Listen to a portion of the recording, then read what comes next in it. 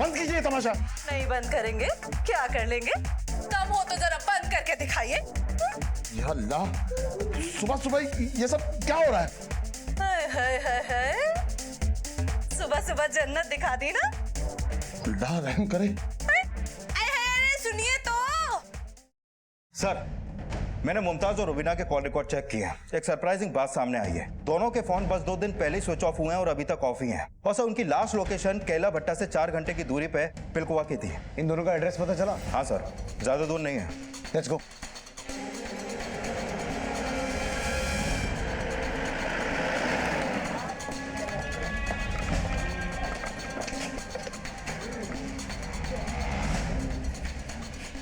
साहब, मुमताज को तो कुछ 2 दिनों से देखा ही नहीं, लगता है कहीं गई हुई है। और रुबीना आलम? इतना ध्यान तो नहीं दिया, पर वो भी 2 दिन से नहीं दिखी। और कोई ऐसी खास बात जो आप हमें बता सकें? साहब, बताने लायक है ही क्या। दोनों बहनें सिलाई कढ़ाई का काम करती हैं और काफी झगड़े होते हैं दोनों के बीच में। बहनें? जी, दोनों बहनें, रुबीना और मुमताज। मेरा जो मन करेगा मैं वही करूंगी, मुझे ज्यादा दिमाग देने की जरूरत नहीं, समझी ना? देख मुमताज, मेरे साथ दिमाग मत चलाना। अगर ज्यादा दिमाग लगाने की कोशिश की ना तो ये कैची तेरे में घुसाने में ज्यादा देर नहीं लगेगी, समझी? कहा थी तेरी? दिखाओ तुझे मैं, दिखाओ तुझे मैं, दिखाओ मैं घुसा लगेगी नहीं, दिखाओ क्या?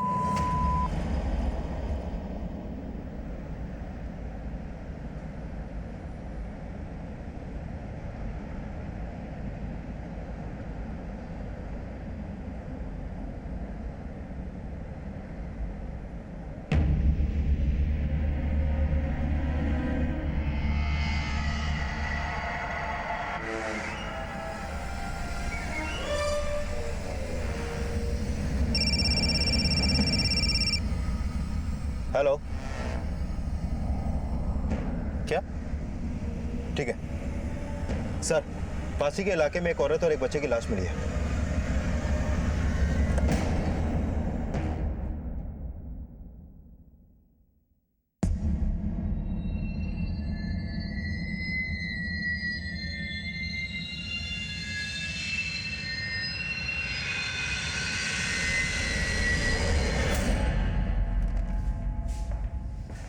त्यागी, इतनी बेरहमी से ये खून किसने किया होगा? कहीं ऐसा तो नहीं कि मुमताज ने रुबीना को मारा और मारने के बाद खुद गायब हो गई? पर वो ऐसा करेगी क्यों? प्लस जिस एरिया में लाश मिली है वो रुबीना के घर से 12 किलोमीटर दूर है। इतनी दूर रुबीना गई क्यों होगी? सर, कहीं ऐसा तो नहीं कि इस हत्या में मकसूद का भी हाथ हो? I mean, हो सकता है कि मुमताज के साथ मिलकर मकसूद ने इस हत्या की साजिश रची हो। मे बी, पर मकसूद के लिए अपनी बेटी का खून करना मुमकिन है? मुमताज ने ही मारा है साहब, 101% पक्का बोलती हूँ। ये मुमताज और रुबीना में कभी जमी ही नहीं, और आपस में एक दूसरे को बहने बताना कुछ गड़बड़ है साहब। ये मकसूद बेचारा भोला भाला शरीफ इंसान, वो इन सब चक्करों में काहे पड़ेगा?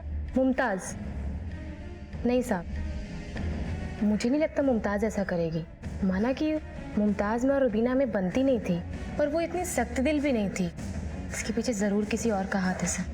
जिस तरह की कलह घर में चल रही थी, कुछ ना कुछ तो होना ही था। और इस सारे फसाद की जड़ मेरा बेटा मकसूद है। इस सारी गड़बड़ उसी ने की। सर, पोस्टमार्टम रिपोर्ट आ चुकी है। एक चौंकाने वाली बात सामने आई है। जिस दिन मुमताज का फोन ऑफ हुआ था उसी दिन रुबीना की मौत हुई थी। फिर तो ये मामला आईने की तरह साफ है त्यागी। इन सब में कहीं ना कहीं मुमताज शामिल है। सर, मैंने इनके पड़ोसियों से दोबारा पूछताछ की तो पता चला कि मुमताज उस दिन उल्फतगंज गई थी सिलाई का कपड़ा देने।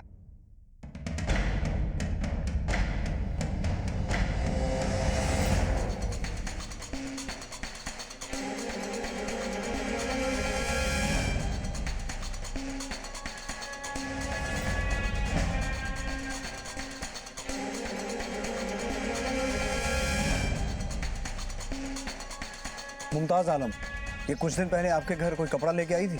वो तो सर आई थी और कपड़ा देके चली भी गई। त्यागी, ये मुमताज यहाँ से कहाँ गई होगी? कुछ नहीं कह सकते सर, सर यहाँ पास में एक ऑटो स्टैंड है, वहाँ पर जाकर पूछें, शायद कुछ पता चले। हाँ सर, ये मैडम को वैशाली में छोड़ा था, कोई साहब था वहाँ, शायद उससे मिलने गई थी। वैशाली? जी।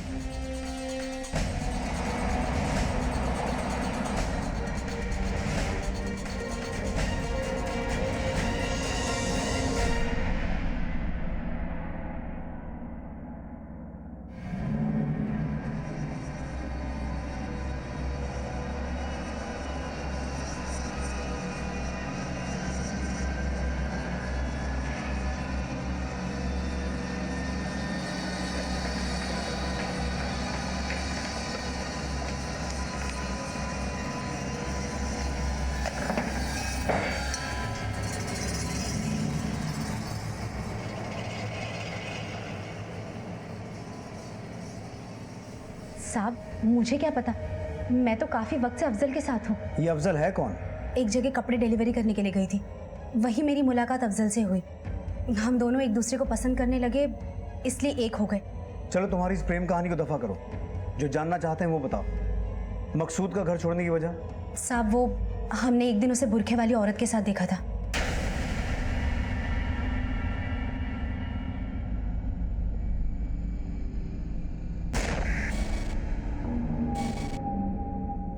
मकसूद दिल का अच्छा इंसान है, वरना आजकल एक बेवा का हाथ कौन थामता है।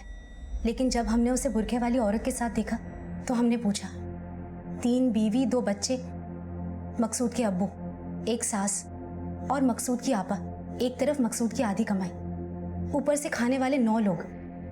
और साहब अब अगर चौथी उठा लाता तो खाना तो छोड़िए, सास भी उधार की लेनी पड़ती। बुरखे में अपनी अम्मा के साथ रोड पार कर रहे थे, वो भी हाथ पकड़कर। हाँ, क्या कमी छोड़ी आपने? क्या कमी छोड़ी बताइए ना। अरे बीवी आ रहे, और कितनी बीवियां आ गई? अरे मुझे बोलने दो ना, मैं बताऊंगा वो बुरखे में कौन थी, लेकिन मुझे फिलहाल कुछ दिनों की मोहलत दो, और यकीन करो मेरा, मैं कोई गलत नहीं कर रहा हूँ। हम लोगों ने उसे सुधारने के लिए बहुत पैतरे अपनाए, घर से निकले भी, लेकिन सना की बच्ची ऐन वक्त पर पलटी मार गई। उसकी हालत खराब थी अपनी अम्मी के खिलाफ जाने में, तभी तो साहब चाहते हुए भी मकसूद के साथ कभी सोई नहीं, अपनी अम्मी के डर से। नहीं तो साहब जवान थी, मन तो उसका भी होता होगा कि कोई मर्द उसे हाथ लगाए, उसे प्यार करे। एक नंबर की झूठी है वो मुमताज। अरे मकसूद खुद नहीं चाहता था कि जब तक सना बड़ी ना हो जाए, जिम्मेदारी संभालने लायक ना हो जाए, वो माँ बने। अरे पता नहीं मुमताज रुबीना की मौत और मकसूद के गायब होने का क्या फायदा उठाना चाहती है। मकसूद बहुत अच्छे इंसान है। शादी के बाद मुझ पे पूरा हक होने के बाद भी उन्होंने मुझसे कभी कुछ करने को नहीं कहा। तुम इतने महीनों में घर वापस क्यों नहीं आई? और अपने शौहर की तो तुमने खोज खबर भी नहीं ली। ऐसी बात नहीं है साहब, मेरा बेटा नौशाद, उसे बहुत लगाव था मकसूद से। जब मकसूद का नंबर बंद आ रहा था तो उसने मकसूद के अब्बू को भी फ़ोन किया, नाजिया को भी कॉल किया, लेकिन नाजिया ने कभी बात ही नहीं कराई। उसके बाद हम लोग घर पर भी गए, लेकिन वो चुड़ैल घर के दरवाजे पर डेरा डाल के बैठी थी। उसने अंदर घुसने भी नहीं दिया और ना ही बताया कि मकसूद कहाँ है। या अल्लाह, क्या झूठ पे झूठ बोले जा रही है वो साहब। अरे चाहती क्या है? दोजख में जाएगी, देख लेना साहब। अरे कब वो आई मेरे घर और कब भगाया मैंने उसे अपने घर से। कसम से कह रही हूँ, इन सब के पीछे उस नाजिया का ही हाथ है। वो तो अच्छा हुआ कि मैं घर पर नहीं थी, नहीं तो मेरी भी लाश आपको कहीं पे मिलती। और वैसे भी मकसूद के गले पड़ गई थी वो औरत। वो तो मकसूद सना का मुंह देखकर शांत रहता था, नहीं तो उस औरत को झेले कौन। और मकसूद ने तो उसे एक दिन घर से जाने के लिए भी कहा। साहब देखिए, आप मेरी बात का बुरा तो नहीं मान रहे ना? अरे नहीं, इसमें बुरा मानने वाली कौन सी बात है? वैसे भी बेटी के ससुराल में बोझ बनना ही कौन चाहता है। पर दरअसल बात यह है कि हमको भी सना के बगैर जीने की आदत नहीं है। बस कुछ दिन और, एक बार तसल्ली हो जाए, मैं खुद ब खुद चली जाऊंगी। देखिए, वो सब बात अपनी जगह पर। मैं आपसे गुजारिश करता हूँ, आपका यहाँ रहना मुनासिब नहीं लग रहा मुझे। वाह साहब, इतनी छोटी सी बात पर आप मुझ पर शक कर रहे हैं जो मुझे ठीक से याद भी नहीं है। पर ये रुबीना और मुमताज के तवे पे चढ़ाने के बाद ही उसने मुझसे जाने के लिए कहा था, वरना वो तो मेरी इतनी इज्जत करता था जितना अपने बाप नूर की भी नहीं करता था। मुझे तो आज तक ये समझ नहीं आया कि वो सना की अम्मी को झेलता कैसे था। वो तो उसे टूटी आंख नहीं सुहाती थी। इस दुपट्टे को पहचानती हो?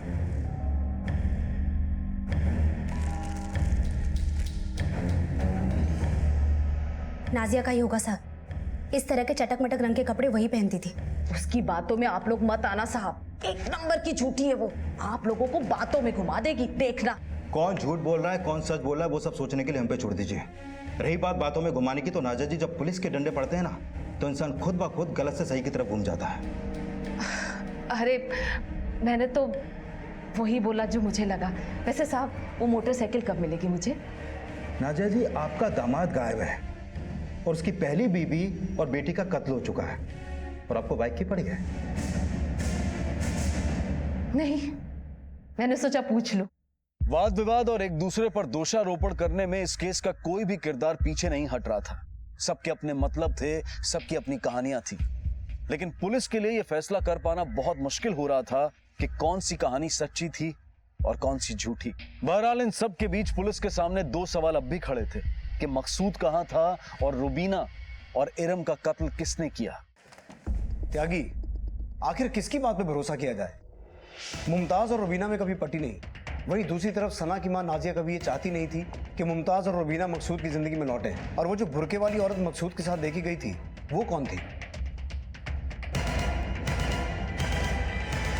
कहीं वो मकसूद की जिंदगी की चौथी लव स्टोरी थी या फिर वो भी एक कहानी है?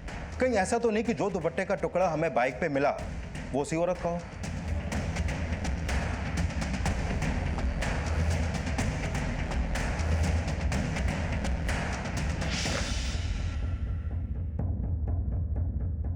भोली भाली होने का अच्छा नाटक कर लेती है। अब देख इस घर से तेरा पत्ता कैसे काटती हूँ। और तू बुढ़िया, पता है ना किससे भिड़ रही है? अपना ज्यादा दिमाग चलाए ना तो तेरे 56 टुकड़े करके 56 कुत्तों को हिलाऊंगी, समझी ना? धमकी किसको देती है? हाँ, धमकी किसको देती है? अल्लाह, किस गुनाह की सजा दे रहा है तू मुझे? कहां फंस गया हूं आकर? सर, मकसूद के घर से फोन था। मकसूद की तीसरी बीवी सना गायब है। Let's go.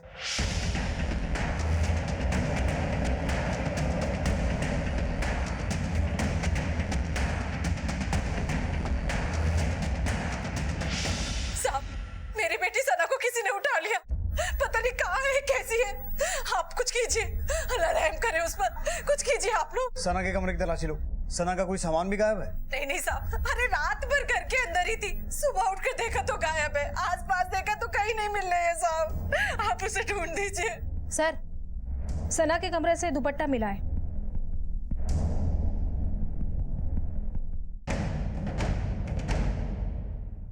नाजिया जी, जब हमने आपको दुपट्टे का टुकड़ा दिखाया था तो आपने उसे पहचानने से इनकार कर दिया था। अब ये अल्लाह कसम साहब, ये सना का दुपट्टा नहीं है। अरे मैं उसके कपड़ों को अच्छे से पहचानती हूँ, जरूर उसे कोई फंसाना चाहता है साहब, ये उसका नहीं है। त्यागी, सना की फोटो सर्कुलेट करवाओ, उसका मोबाइल फोन, सेल नंबर दोनों ट्रैकिंग पे डालो। Sir. Hello, sub inspector Ramesh Tyagi है। ओके सर, पीएसआई सिंह का फोन था जिनकी चौकी में मकसूद की मिसिंग कंप्लेंट दर्ज थी। 3-4 दिन पहले उनको एक स्केलेटन मिला सर। सर, आज से 3 दिन पहले एक कंस्ट्रक्शन साइट पे खुदाई करते हुए मजदूरों को एक स्केलेटन मिला था।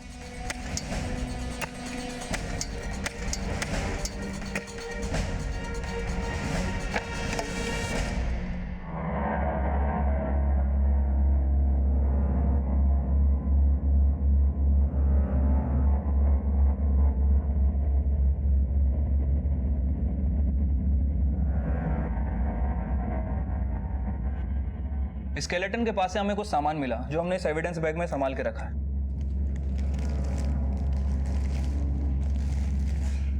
सर, फॉरेंसिक रिपोर्ट के मुताबिक उस आदमी को 6 महीने पहले गाड़ कर उसी जगह दफना दिया गया था। सर, एग्जैक्ट 6 महीने पहले।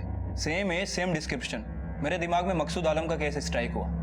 सर, इसकी एज भी मकसूद आलम की एज से मैच करती है। सर, ये डेफिनेटली मकसूद आलम ही है। मरने की वजह? Skull fracture. सर के दाहिनी तरफ किसी भारी चीज से जोर से हमला किया गया। अरे ये सब चीजें तो मकसूद की है। ये घड़ी, ये ताबीज, ये अंगूठी तो मकसूद पहनता था। मर गया मेरा दामाद। या अल्लाह, रहम कर, बेटी गायब है, दामाद मर गया, मैं क्या करूँ? पकड़ इसको। साहब, वो बाइक तो मिल जाएगी ना? ऐसा क्या छुपा है उस बाइक में जो आप बाइक के पीछे पड़ी हुई हैं? कौन सा कुबेर का खजाना छुपा है उसमें, हमें भी तो बताइए। अरे साहब गरीब आदमी है हम लोग, सोचा मोटरसाइकिल बेच के कुछ पैसे मिल जाएंगे, बस मिल जाएगी ना मोटरसाइकिल साहब। पुलिस अभी तक मकसूद को ढूंढ रही थी, लेकिन किसी को यह नहीं पता था कि जिस मकसूद की इतनी बेसब्री से तलाश की जा रही है वो मकसूद 6 महीने पहले ही इस दुनिया को अलविदा कह चुका था। आखिर मकसूद, रुबीना और इरम की मौत से किसे फायदा हो सकता था, और मकसूद की तीसरी बीवी सना कहां थी? पुलिस के लिए केस अब वो गुत्थी बन चुका था जिसे सुलझाना आसान नहीं था। त्यागी, आखिर ये सब किया किसने? या फिर इन सब हादसों के पीछे अलग अलग मोटिव और अलग अलग लोग शामिल हैं? क्या ऐसा हो सकता है कि मकसूद जिस बुरके वाली औरत के साथ देखा गया था वो सच में उसकी मदद करना चाहता हो और उस औरत से रिलेटेड किसी आदमी ने उसे मरवा दिया हो? या फिर उस बुरके वाली औरत ने खुद ही मकसूद की जान ली? पर वो ऐसा करेगी क्यों? सर, मकसूद ने अपनी बाइक कौशंबी स्टेशन पे पार्क की थी और उसके साथ एक औरत भी थी। पर गौर करने वाली बात यह है त्यागी कि रुबीना मर चुकी है, मकसूद मर चुका है, सना गायब है, और जिस औरत के बारे में हम बात कर रहे हैं उसके बारे में तो हमें खुद मुमताज ने बताया था। या फिर ये सब मुमताज की मनगढ़ंत बातें हैं और इस सारे कांड के पीछे मुमताज का ही हाथ है? साहब, वापस से बेवा थोड़े ही ना बनना था मुझे, और मुझसे पूछताछ करने से पहले आप मकसूद के अब्बू नूर और उसकी आपा रुकैया से पूछताछ कीजिए। क्यों? मकसूद के मौत का फायदा सबसे ज्यादा रुकैया को होने वाला था। आखिर उसके नाम जो सब कुछ होने वाला था। और साहब, मकसूद के अब्बू नूर इस दुनिया में मकसूद से सबसे ज्यादा नफरत करने वाले शख्स थे वो। लेकिन क्या एक बहन अपने सगे भाई को मरवा सकती है? मुझे ये मामला सिर्फ प्रॉपर्टी का नहीं लगता। अगर रुकैया ने ही मकसूद को मरवाया है तो जरूर इसमें कोई तीसरा एंगल भी शामिल है। सर, वैसे मुमताज सच कह रही है। मैंने पूरा बैकग्राउंड चेक किया है। मकसूद की मौत के बाद उसकी सारी प्रॉपर्टी उसकी बहन रुकैया के नाम हो चुकी है। फिलहाल उसकी मौत से अगर किसी को फायदा हुआ है तो वो उसकी बहन रुकैया को हुआ है। रुकैया के बारे में और कोई डिटेल? हाँ सर, मैंने उसके पास्ट के बारे में पता किया। शादी के बाद सुहाग रात में ही उसके पति ने उसको धक्का देकर घर से बाहर निकाल दिया था, क्योंकि उसको शक था कि रुकैया का किसी और के साथ चक्कर चल रहा है और वो कुमारी नहीं है। लेकिन इतने छोटे से घर और दुकान के लालच में अपने सगे भाई मकसूद को मरवाएगी वो? वैसे से लालच में कौन किसका सगा हो सकता है? एक काम करो त्यागी, इस रुकैया के बारे में और जितना पता चल सके पता लगाओ। सर। हेलो, क्या? ठीक है सर। सना के बारे में एक लीड हाथ लग गया। उसका नंबर तो एक्टिव नहीं हुआ है, लेकिन सेम फोन के IMEI नंबर पर दूसरा सिम एक्टिव हुआ है और उसकी लोकेशन इंदिरापुरम की है। पिन पॉइंट लोकेशन पता करो और फौरन वहां जाओ।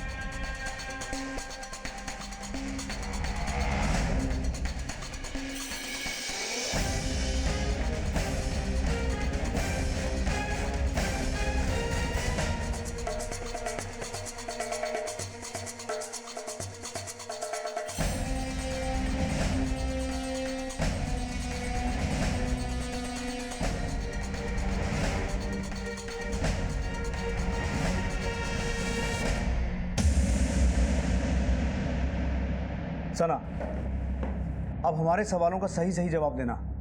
किसी भी चालाकी की कोई गुंजाइश नहीं है। क्या मकसूद को तुम्हारी इस अफेयर के बारे में पता था? यही वजह थी कि तुमने अपने प्रेमी के साथ मिलकर मकसूद को मारा? सब मकसूद ने तो मेरी जिंदगी बर्बाद होने से बचाई थी। क्या मैं उस शख्स को मार सकती हूँ जिसने मेरी जिंदगी बचाई हो? और दुपट्टे का वो टुकड़ा तो बाइक में फंसकर बहुत पहले ही फट गया था। सब मकसूद मेरे लिए किसी फरिश्ते से कम नहीं थे। अगर ऐसा था तो फिर मकसूद के बाद तुम उस शख्स के साथ लॉज में क्या कर रही थी? सब उस इंसान से मैं प्यार नहीं करती हूँ। मुझे तो बस बेच दिया गया था ताकि वो आदमी अपनी भूख शांत कर सके। किसने बेचा तुम्हें? मैडम जी छोड़ दीजिए। मैडम जी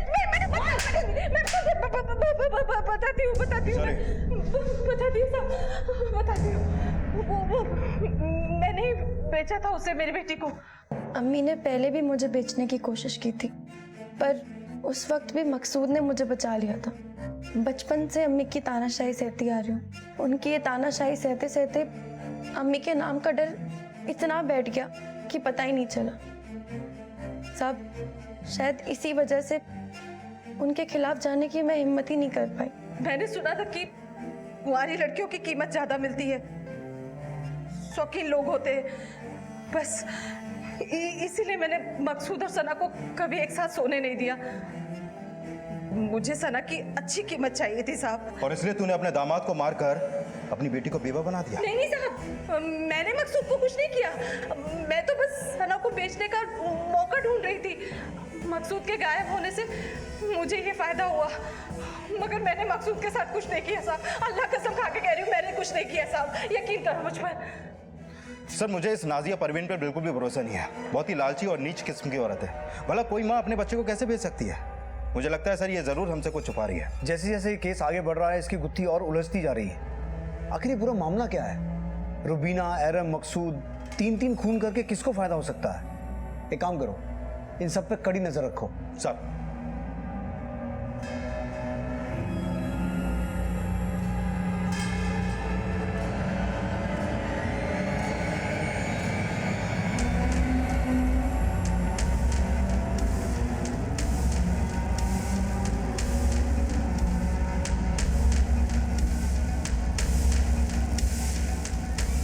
सर, मैंने नूर, सना, मुमताज, नाजिया और रुकैया सब पे नजर रखी।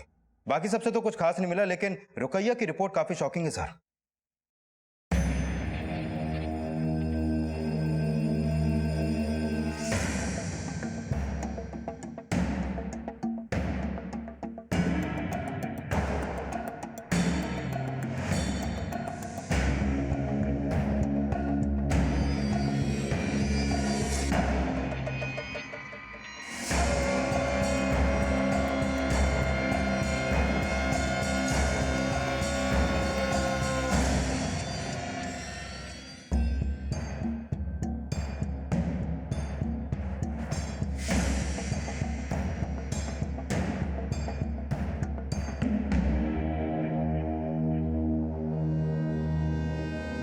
रुकैया का आज ही हमने अबॉर्शन किया है। एबॉर्शन? इससे पहले भी वो यहाँ पर आ चुकी है? पिछले 2 साल में 3-4 बार आई है वो यहाँ। Are you sure? पिछले 2 साल में वो 3-4 बार यहाँ पर आ चुकी है? यस सर, उसकी मेडिकल हिस्ट्री है हमारे पास। रुकैया, तलाकशुदा होने के बावजूद भी अबॉर्शन की नौबत? क्या मामला क्या है? देखो, बेहतर होगा अगर सच अपने आप बता दोगी। पता चल गया और उसे अपनी जान गंवानी पड़ी। साहब ये सच नहीं है। ये रिपोर्ट्स हैं हमारे पास। जिस महीने में तुम्हारा भाई गायब हुआ था, उसी महीने में तुमने अबॉर्शन करवाया था। अब सच सच बताओ, क्या मकसूद को इस बारे में पता चल गया था? कौन है इन बच्चों का बाप? साहब, जिस बुरखे वाली औरत की आपको तलाश थी वो मैं हूं। जब मेरी शादी हुई तो मेरे शौहर ने मुझे छोड़ दिया क्योंकि मैं कुंवारी नहीं थी। कब से चल रहा था ये सब? और मकसूद ने अपनी जान क्यों गंवाई? उस दिन जब मैं क्लिनिक से वापस आ रही थी तो मकसूद ने मुझे देख लिया। मुझ पे एतबार नहीं किया? हाँ? अरे तुम्हें क्या लगता है कि मैं तुम्हारे दिल की बात नहीं समझूंगा? हाँ? ऐसी बात नहीं है मकसूद। कैसे कैसी बात है? और ऐसे ऐसे कैसे तुम बच्चा? तुमने मुझे बताया होता, मुझे बोला होता वो लड़का कौन है, तो मैं जाता सामने से तुम्हारे रिश्ते की बात करने। रुकैया, अरे तुम्हारी खुशी से बढ़कर मेरे लिए और क्या हो सकता है? हाँ, बोलो रुकैया, किसका बच्चा है? देखो देखो, रो मत। हाँ, रो मत, बताओ। बहुत खुश हूँ तुम जैसा भाई पाकर, जो मुझे इतना प्यार करता है, मुझे इतना समझता है। पर इस बारे में तुम मत सोचो, जो जैसा चल रहा है उसे चलने दो। शादी करना मुमकिन नहीं है। जिंदगी भर क्या तुम इस तरह बच्चे गिराती रहोगी? हाँ? नहीं रुकैया, देखो तुम्हें मुझे बताना ही होगा कि वो लड़का कौन है, उसका नाम क्या है, किसका बच्चा है। रुकैया। अब्बू।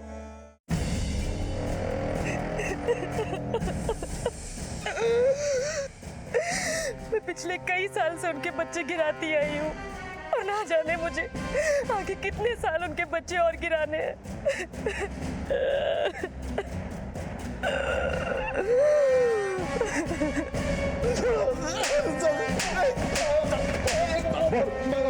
बता दो क्या की? बता दो साहब, जब मकसूद को सब पता चल गया तो मुश्किल बढ़ गई सब। ना वो मुझसे बात करता था और ना ही उसने किसी से कुछ कहा। बहुत गुस्से में था। मुझे लगा कि अगर उसका गुस्सा फूट गया तो मेरी पोल खुल जाएगी, तो मैंने उसे बात करने के लिए बुलाया। मुझे पता था वो नहीं मारेगा, उसका गुस्सा शांत नहीं होगा। मेरी इज्जत की बात थी, अगर किसी को ये बात पता चल जाती तो मैं थूकने लायक नहीं रहता था। हम दोनों में काफी गाली गलौज हुई सब। फिर मैंने एक पत्थर उठाकर उसके सर पे दे मारा।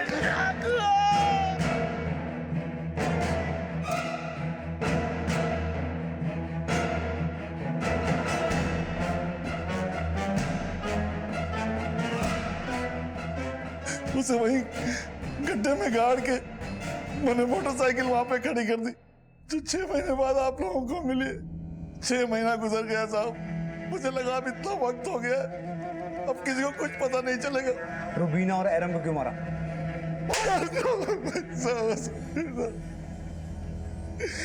उस दिन जब आप हमारे घर आए थे तो मुझे लगा कि कहीं आप रुबीना तक ना पहुंच जाओ और कहीं वो मुंह ना खोल दे, इसलिए मैंने दूसरे दिन उसे मार डाला। पर उन दोनों को मारने की वजह? उन्हें सब कुछ पता था साहब। मकसूद को पता चलने से पहले रुबीना को पता चल चुका था। उसने मुझे 2-3 बार रुकैया के कमरे में आते जाते देखा था। वहां तक तो ठीक था साहब, पर एक रात उसे रुकैया से कुछ काम था तो वो सीधे रुकैया के कमरे में आ गई। मैं जल्दबाजी में ठीक से कुंडी लगाना भूल गया था साहब। वो सब कुछ जान चुकी थी, लेकिन उसने किसी से कुछ कहा नहीं। शायद वो डर रही थी कि अगर ये बात लोगों को पता चली तो रुकैया के साथ साथ घर की सभी औरतों की बदनामी होगी। और मैंने जब आप लोगों को देखा तो मैंने ये तय किया कि अगर राज को राज रखना है तो रुबीना का मरना बहुत जरूरी है। रुबीना,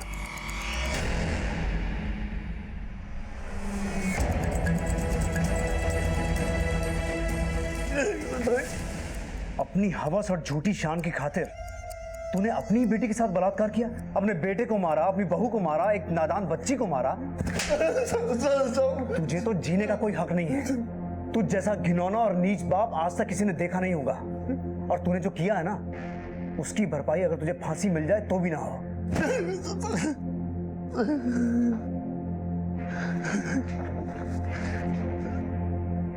बुरके मेरा तब निकलती थी जब मुझे बच्चा गिराने जाना पड़ता था। मैं किससे कहती, क्या कहती कि मेरा बाप मेरे साथ ही बलात्कार करता। और अब तो मैं ये सोचती हूँ कि इतने सब कुछ होने से और इतने लोगों के मरने से अच्छा था कि मैं ही मर जाती। नहीं रुकैया,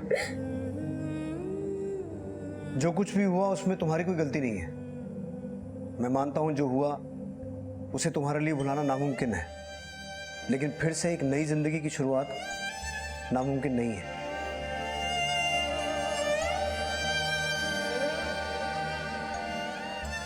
नूर भी एक ऐसी ही विकृत सोच का शिकार था जिसने अपने कुकर्मों पर पर्दा डालने के लिए अपने ही परिवार के 3 सदस्यों की हत्या कर दी। हमारे समाज में ऐसे कई लोग हैं जो नेकी, धर्म अधर्म, सामाजिक बंधन और सामाजिक प्रतिष्ठा का दिखावा तो करते हैं, लेकिन अंदर से बहुत ही खोखली और विकृत सोच रखते हैं। झूठ चाहे कितना भी बड़ा क्यों ना हो, लेकिन सच के आगे टिक नहीं पाता है। अपनी गलती पर पर्दा डालने से गलती छुपती नहीं है, बल्कि और बड़ी हो जाती है और कई बार जुर्म का रूप ले लेती है। इसी विचार के साथ अब मैं अनूप सोनी आपसे विदा लेता हूं। फिर मुलाकात होगी अगले एपिसोड में एक और चौंका देने वाले केस के साथ। तब तक अपना और अपने परिवार का ख्याल रखें और देखते रहें क्राइम पेट्रोल डायल 100। सबक एक को, सीख हम सबको।